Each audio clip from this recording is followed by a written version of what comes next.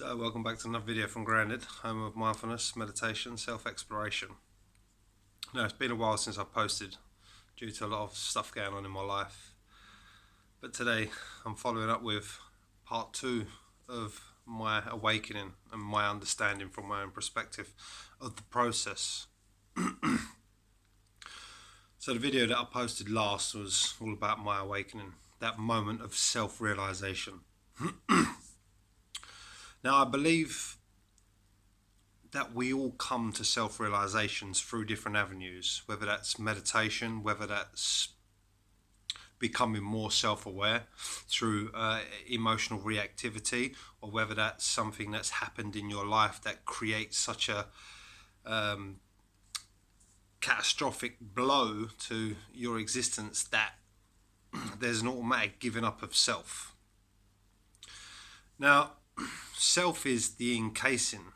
Self is what cracks through realization. So, and self is described as that personal sense of self. It's me, it's my identity, it's my personality, it's who I believe myself to be. Now that's the self. Now everybody is carrying this self. And this self is thought and emotional based. So everybody's carrying this self, but when true realization happens, it's this self that cracks. And what emerges from this personal sense of identity is the realization of true identity, which is the universal intelligence.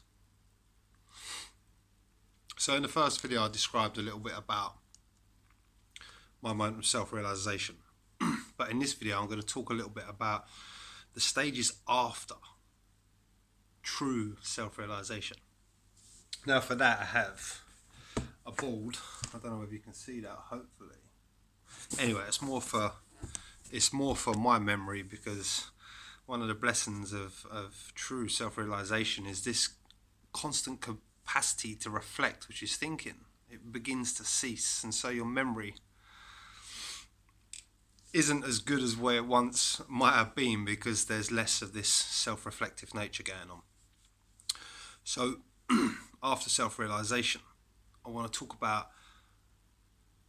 the first thing that really hit my radar. So I've experienced consciousness, pure consciousness, in my moment of self-realization, to the point where I'm now aware, not fully aware, but aware of a much greater aspect of myself.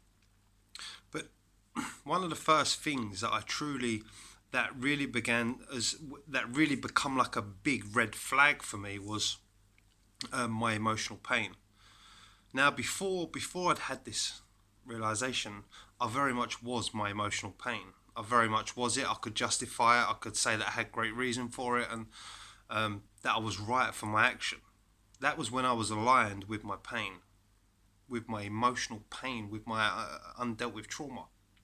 But through self-realization, I now had this ground of awareness of it.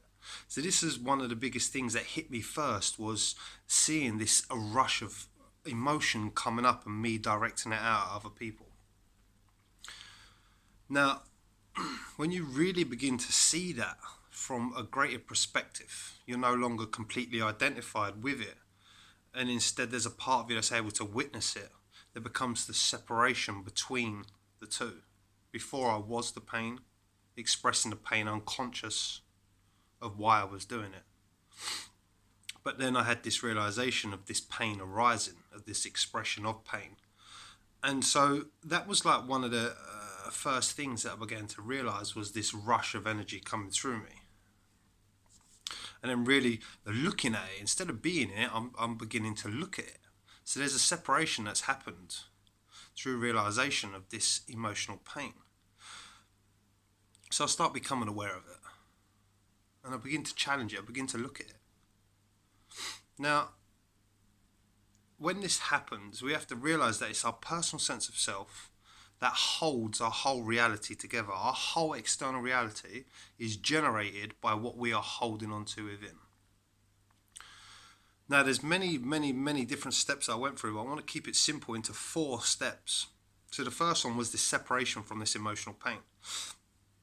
And then the second step is because this emotional pain, which I was so identified with, was creating my reality. The next part of my awakening was my whole reality began to break down. And that's because there was a separation between me and that emotional pain. And as that separation occurred, my whole reality around me began to crumble. Now, when I say crumble, I mean truly crumble. At this point, I had a girlfriend that I'd been with for 10 years. I had 2 children. I was a bodybuilder. I was so self-absorbed. I was a steroid addict. I was using steroids for many of years. Consistently, constantly, I was a cannabis addict. So I smoked every day. But what began to happen was everything, my whole reality began to break up around me. From the moment of self-realization to about a year and a half, just over a year, my whole reality went from stable foundations to back at my mum's house, waking up in the middle of the night, wondering what had happened. I'd wake up in the bed and I'd look around, and for a minute I'd forgot that everything, that my whole life had just completely collapsed around me. I lost my girlfriend, I lost my home, I lost my relationship to bodybuilding, I lost my relationship to the people around me. I got to a point where, and none of this was of my doing. I didn't personally direct this with my own hands. The circumstances come into my life that just completely and utterly annihilated everything that was once so stable for me.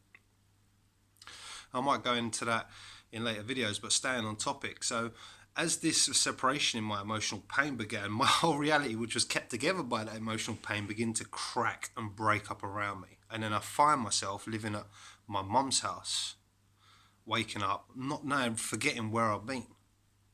Now, when this shift happened, when it got to this point where everything fell apart and I was forced to leave my family, I was forced to leave my home, in that moment, I dropped everything. I stopped taking steroids, I stopped smoking, everything in one moment, gone.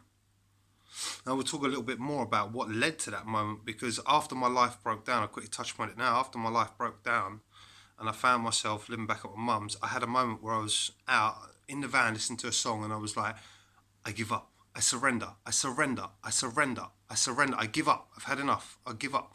And in that moment of surrender and giving up, it was almost, I had moments of these, which I'll talk about later, but it was almost like I had a hand on my head, and all I could describe is just like a pulsation, like a euphoria, and it just rushed through me, and all I kept saying was, oh my god, oh my god, oh my god, oh my god, oh my god, oh my god.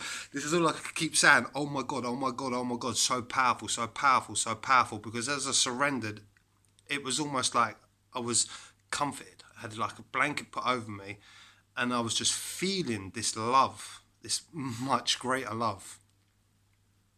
And so anyway, what actually happened after this complete and utter surrender, completely surrendered, I come back and I just, everything gone, just stopped everything. I still had weed left in a jar, just quit everything, just dropped the whole lot. And then what actually happened was I went through a purification process.